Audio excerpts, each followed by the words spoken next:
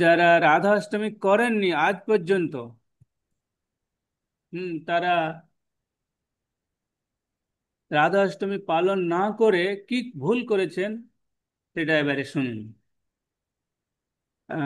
পদ্মপুরাণে ব্রহ্মখণ্ডে বলা আছে, एकादश सहस्रेण यं फलं लभते नरः राधा जन्माष्टमीं पुण्यं तस्मं शतगुणाधिकम्।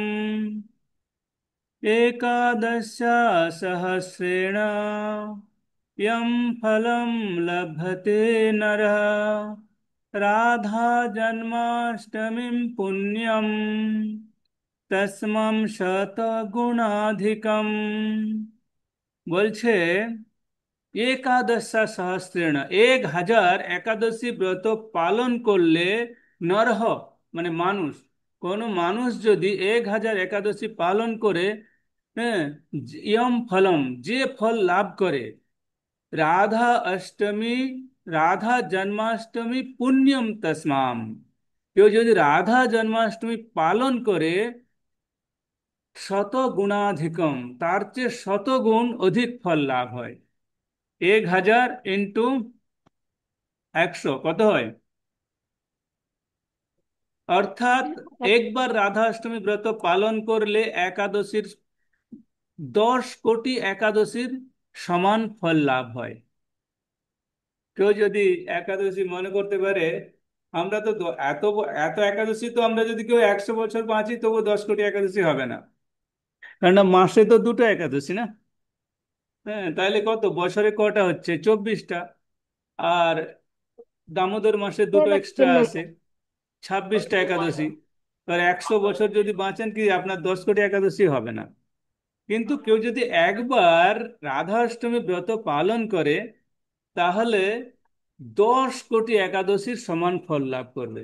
তো মনে হতে পারে আপনাদের, প্রভু তাহলে তো একবার শুধু আমরা যদি রাধা অষ্টমী ব্রত কষ্ট করে পালন করে নিই, তাহলে আর একাদশী করে কিছু লাভ নেই।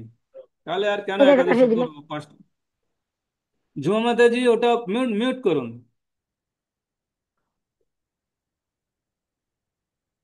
কি বলছি, যদি মনে হবে যে তাহলে একটা যদি আমরা রাধা অষ্টমী ব্রত পালন করি, তাহলে আর মানে কি 10 কোটি যখন একাদশীর ফল লাভ করব, তাহলে আর এই মাসে দুটো একাদশী কেন পালন করবো? ও তো হয়ে যাবে প্রভু।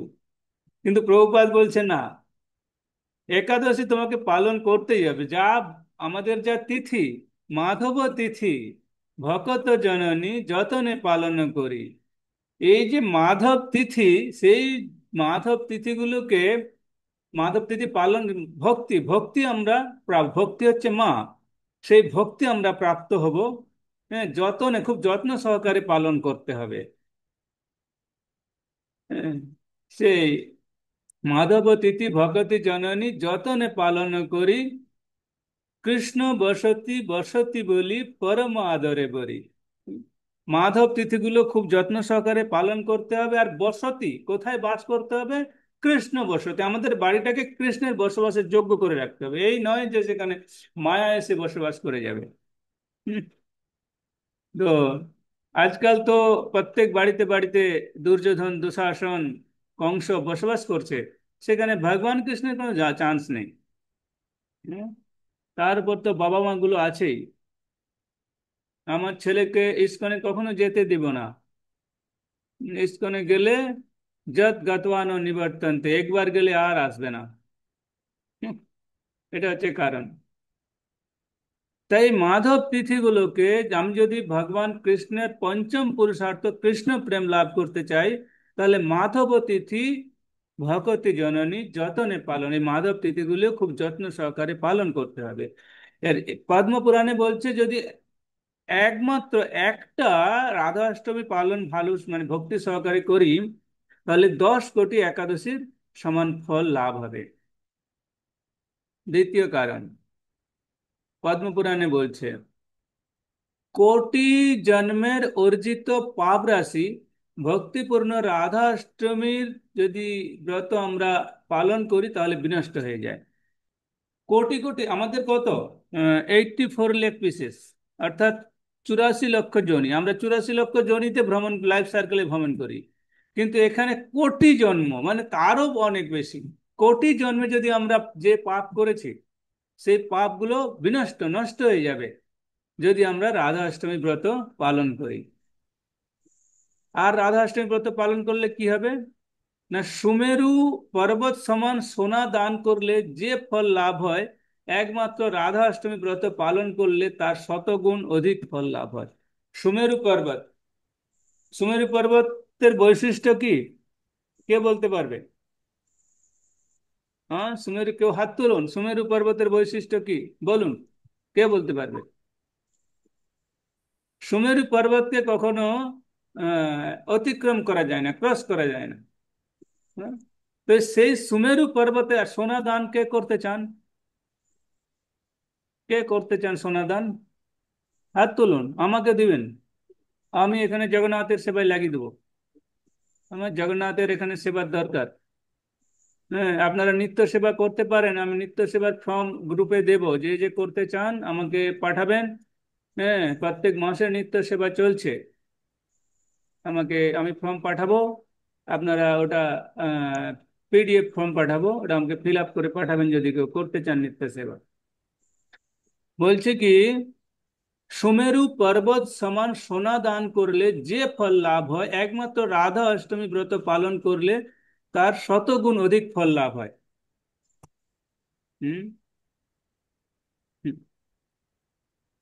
আমরা তো সোনার এখন অনেক দাম বেড়ে গেছে, এক ভরি সোনাও কাউকে দিতে পারার আমাদের ক্ষমতা নেই।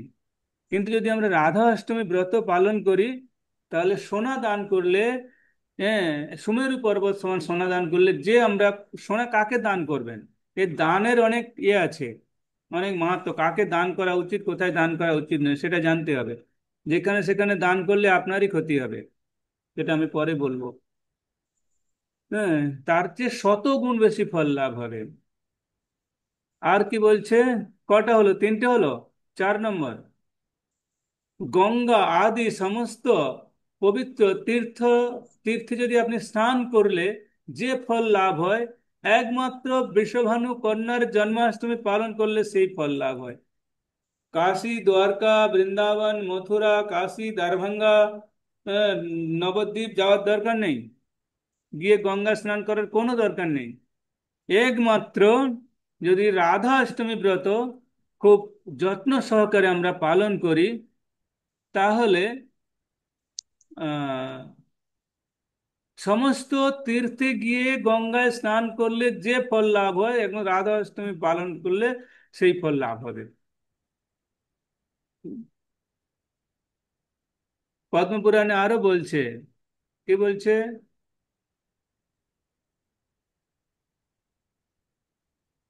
রাধা অষ্টমী ব্রতম तात অর্জুন कुर्याच्च मूढधि नरकान निष्कृति नास्ति कोटि कल्पशतोरपि कोटि कल्पशतोरपि राधा अष्टमी व्रतम तात जो नो कुर्याच्च मूढधि नरकान निष्कृति नास्ति कोटि कल्प शतोरपि।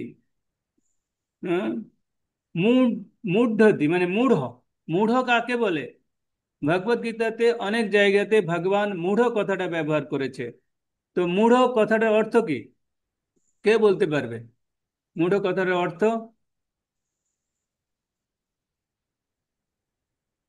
আহ, মূঢ় কথাটার অর্থ, রীতারাম মাতাজি, মূঢ় কথার অর্থ কি? মূর্খ। মূর্খ? মূর্খ তো আছে, কিন্তু মূঢ় কথাটা আমি অনেকবার এক্সপ্লেন করেছি। কি এক্সপ্লেন করেছি মূঢ় কথাটা? মূঢ় মিন্স যা, মানে যে কোনো কিছু বলা হলেও তার মাথাতে যখন ঢোকে না, সে এক গোয়া টাইপের। হ্যাঁ। আর কেউ কিছু বলবেন? আনমিউট করে বলুন। মূঢ় কথাটার অর্থ হচ্ছে এটাই, কোনো একটা সিদ্ধান্ত, কোনো একটা ডিসিশনকে নেওয়ার জন্য একটা বিষয় চুজ করুন। সেই বিষয়টা 100 জন মূর্খ ব্যক্তিকে দিন, তারা কি সিদ্ধান্ত দেয় দেখুন। 100 জন পাগলকে দিন, তারা কি সিদ্ধান্ত দেয় দেখুন। দুটো সিদ্ধান্তকে যোগ করুন, তার যোগফল যেটা হয় তাকে বলা হয় মূঢ়। বোঝা গেছে? হ্যাঁ। তো এখানে বলছে কি মূঢ়ধি, মূঢ়ধি। হুম? রাধা অষ্টমী ব্রতম তাত জন, যে মানুষ রাধা অষ্টমী ব্রত করে না, হ্যাঁ, সে কি করে, নরকান, নরক, নরকান, ন ন ন ইন্টার প্রশ্নসূচক বাক্য, ন অস্তি, পায় না, নিষ্কৃতি, নরক থেকে নিষ্কৃতি পায় না। কত? কোটি কল্প শতরূপী। আর কল্প হচ্ছে আমাদের যেমন সোমবার মঙ্গলবার হয়, তো ব্রহ্মার এরকম কল্প হয়। বরাহ, শ্বেত বরাহ কল্প, এরকম 7টা কল্প আছে। হুম? এক কল্প, যেমন আমরা এখন শ্বেত বরাহ কল্পে আছি, চলছে। এক এক যুগ শেষ হয়ে যায়। তাহলে কোটি কল্প, কোটি কল্প থেকে নরক থেকে নিস্তার পাবে না। হুম। তাই যদি নরক থেকে নিস্তার পেতে চান, হ্যাঁ, মূঢ়ধি, মূর্ধতি হওয়ার দরকার নেই। হ্যাঁ? রাধা অষ্টমী পালন করুন। আর কি বলছে,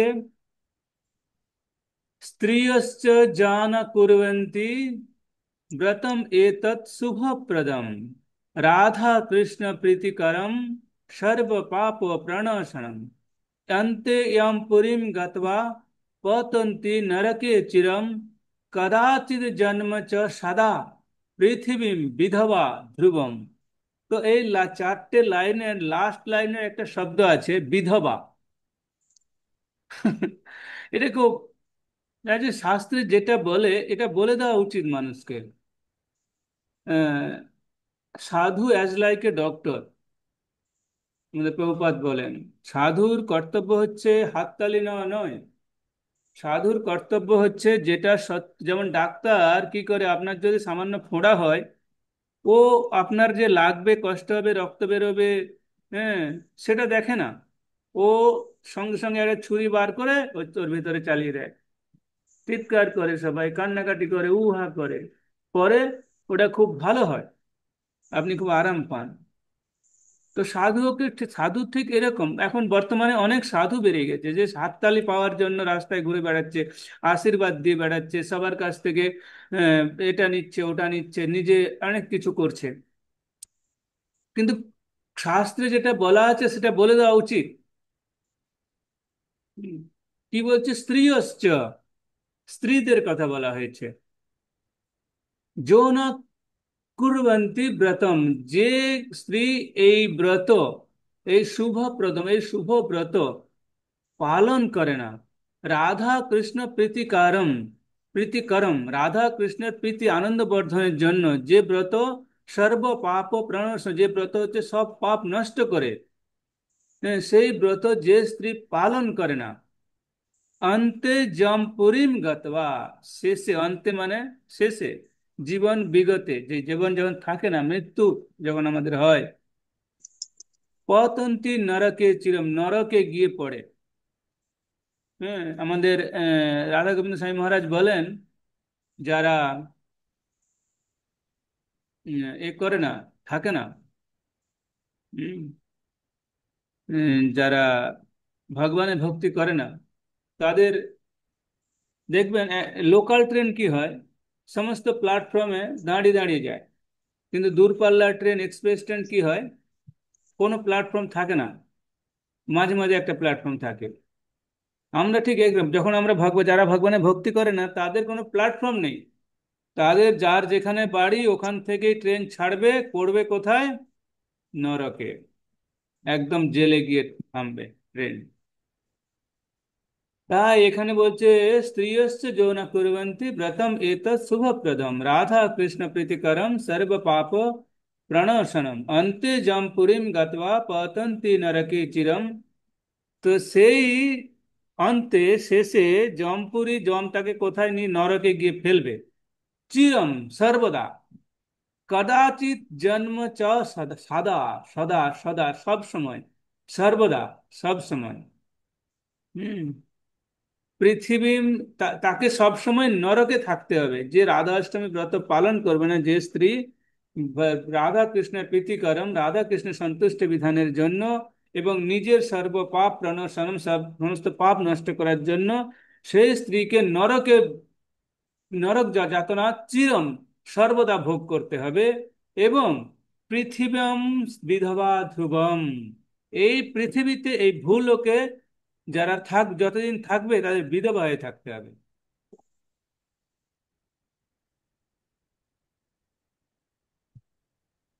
একদম ক্লিয়ার, কোনো ডাউট নেই এখানে। পদ্ম পুরাণে বলে দিয়েছে এটা।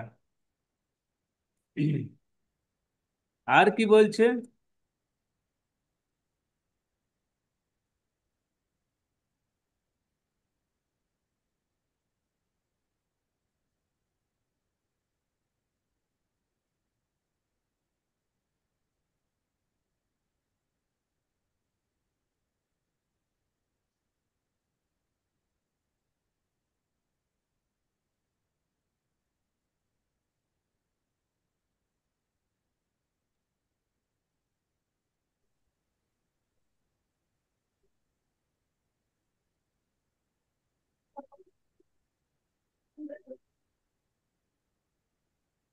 আর বলছে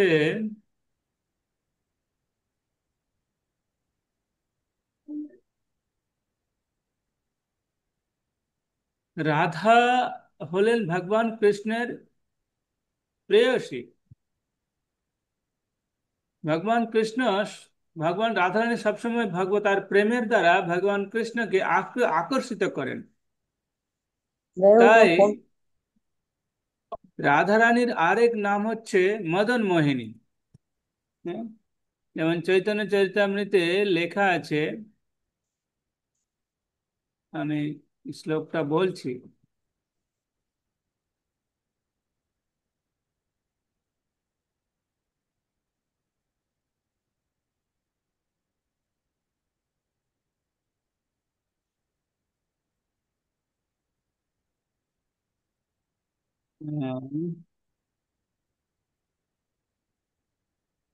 গোবিন্দ, গোবিন্দ নন্দিনী রাধা, গোবিন্দ মোহিনী, গোবিন্দ সর্বস্ব সর্বকান্ত শিরোমণি। যে গোবিন্দ গোবিন্দকে যে আনন্দিনী, গোবিন্দানন্দিনী, আনন্দিনী, গোবিন্দকে যিনি আনন্দ প্রদান করেন তিনি হচ্ছেন রাধারানী। গোবিন্দ মোহিনী, গোবিন্দকে মোহিত করে দেন। হ্যাঁ, এ মদন মোহন, ভগবানের আরেক নাম হচ্ছে মদন মোহন, যিনি কামদেবকে মোহিত করেন। হ্যাঁ, কন্দর্প কোটি, শত শত কামদেব যার কাছে নিষ্প্রভ, একদম ম্লান, সেই মদন মোহনকে রাধারানী, সেই গোবিন্দকে মদন মোহন মোহিত করে দেন। কিভাবে না, গোবিন্দ সর্বস্ব, তিনি গোবিন্দই হচ্ছে, তিনি তার সবকিছু। সর্বকান্তা শিরোমণি, তিনি সমস্ত কান্তদের মধ্যে, কান্তা, সমস্ত কান্তাদের মধ্যে শিরোমণি।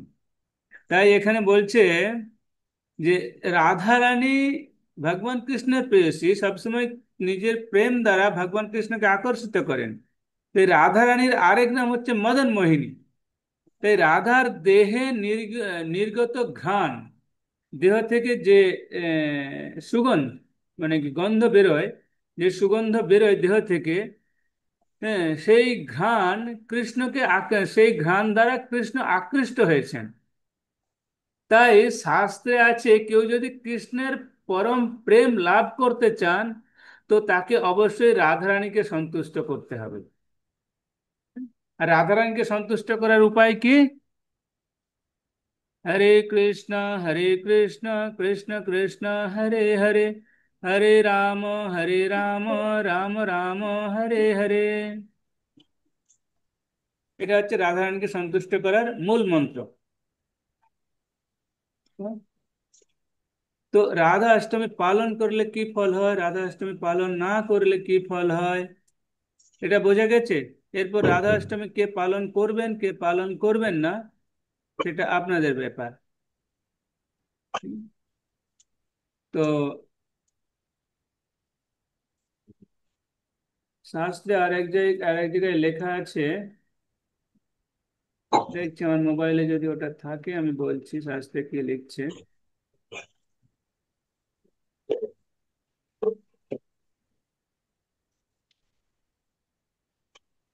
শাস্ত্রে লিখছে, আহ এই রাধা, রা আর ধা দুটো শব্দ আমাদের বাংলা, আমরা যখন বাংলা বইতে আমরা লেটার শিখি, অ আ, হ্রস্ব ই, দীর্ঘ ই, এই যে 46 বর্ণ আছে, 46টা বর্ণের প্রত্যেকটা আলাদা আলাদা শক্তি আছে। হ্যাঁ, কেউ যদি রর চিন্তা করে তার অগ্নি উৎপন্ন হয়, জয়ের অন্তস্থ অন্তস্থ চিন্তা করলে তার বাতাস, বায়ু শক্তি উৎপন্ন হয়, এরকম বিভিন্ন শক্তি আছে। তো এই যে রাধারানীর দুটো শক্তি আছে, রা আর ধা। তো শাস্ত্রে বলছে, কেউ যখন রা এই শব্দটা উচ্চারণ করে, রা, তো রাধারানী নিজে বলছে এটা, তৎক্ষণাৎ আমি তাকে অবিচল ভক্তি প্রদান করে থাকি। হুম, কেউ তাকে যদি শুধু রা উচ্চারণের মাধ্যমে আমি তাকে অবিচল কৃষ্ণ ভক্তি প্রদান করে থাকি। আর কিছু কিছু যদি শুধু ধা উচ্চারণ করে, হ্যাঁ, কারো মুখ থেকে যদি ধা যদি উচ্চারণ হয়, তাহলে ধা মানে ধাবিত হওয়া। তো রাধারানী যখন ভগবানের বাম অঙ্গস থেকে প্রথম প্রকটিত হয়েছিলেন, উনি ধাবিত হয়েছিলেন পুষ্প চয়ন করার জন্য, ভগবানের সেবার জন্য।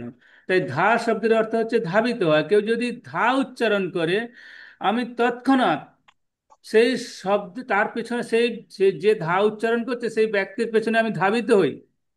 ধাবিত হয়ে কি করি? তাকে ভগবানের সেবাতে নিযুক্ত করি। আর কেউ যদি পুরো রাধা এই দুটো শব্দ একসঙ্গে উচ্চারণ করে এবং ষোড়শ প্রচারে পূজা করে, তাহলে আমি তার অধীন হয়ে যাই। হ্যাঁ, বোঝা গেছে? তো রাধারানী এত মহিমা, এত কৃপালু। তো এরকম একটা রাধারানী কতটা কৃপালু, এরকম একটা লীলা আছে। আহ, তো একবার রাধারানী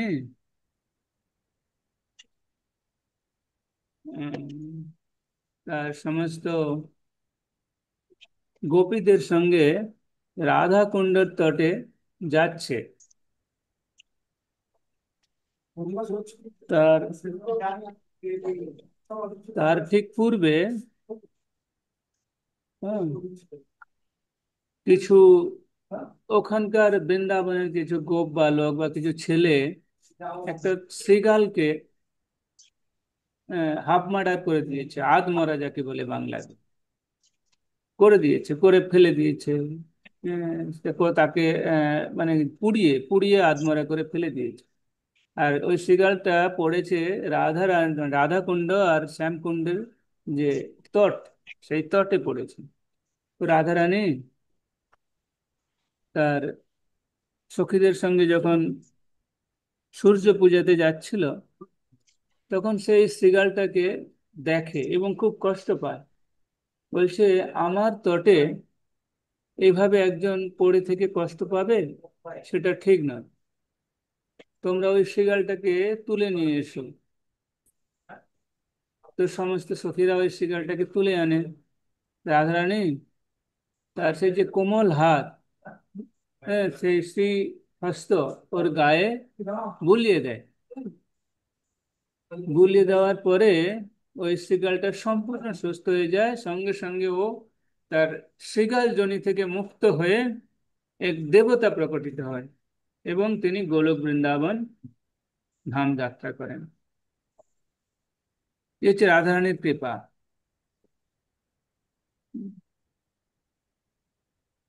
তো সেই রাধারানীর হচ্ছে কালকে আবির্ভাব তিথি। তো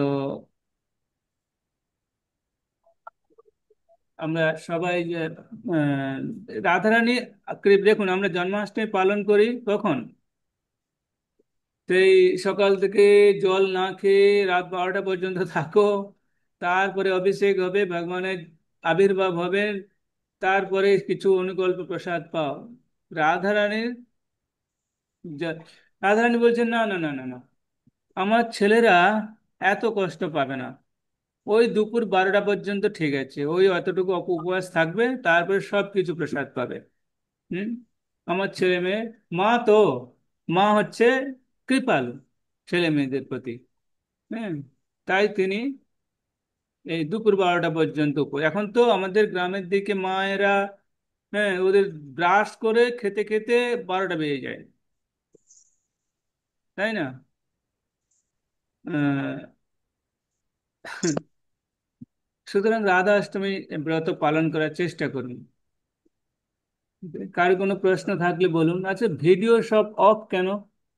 সবাই কি ব্যস্ত আজকে? বাবু আমি আছি, হ্যাঁ? বসেই আছি। সবার ভিডিও অফ, সবাই আমার মনে হয় খুব ব্যস্ত আছে। হুম।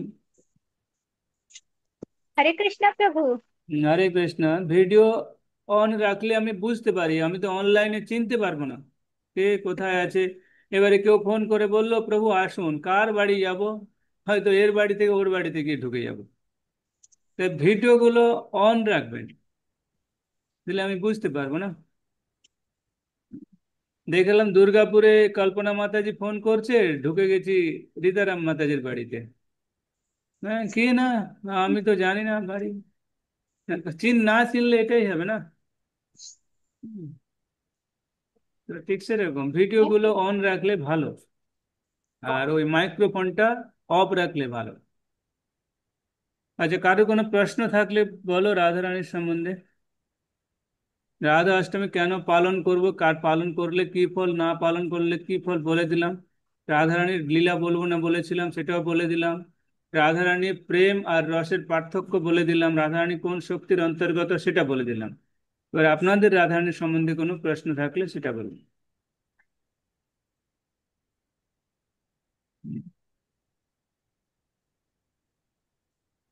কারো কোনো প্রশ্ন নেই রাধারানীর সম্বন্ধে? না প্রভু।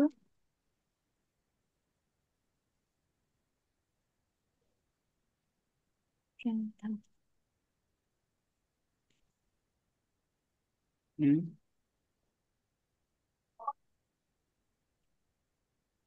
প্রভু একটা একটা কথা আছে। হ্যাঁ, বলুন। সে আপনি বললেন না যে সোনার দাম তো অনেকটা বেশি হয়ে গেছে হুম। এখন। তো হুম। আমি ভাবছিলাম যে যদি কৃষ্ণা আমাকে সেই রকম দান করার মতন যদি কোনোদিন বানিয়ে দেন, তাহলে আমি অবশ্যই মানে সেই দিনের অপেক্ষায় আমি রইলাম।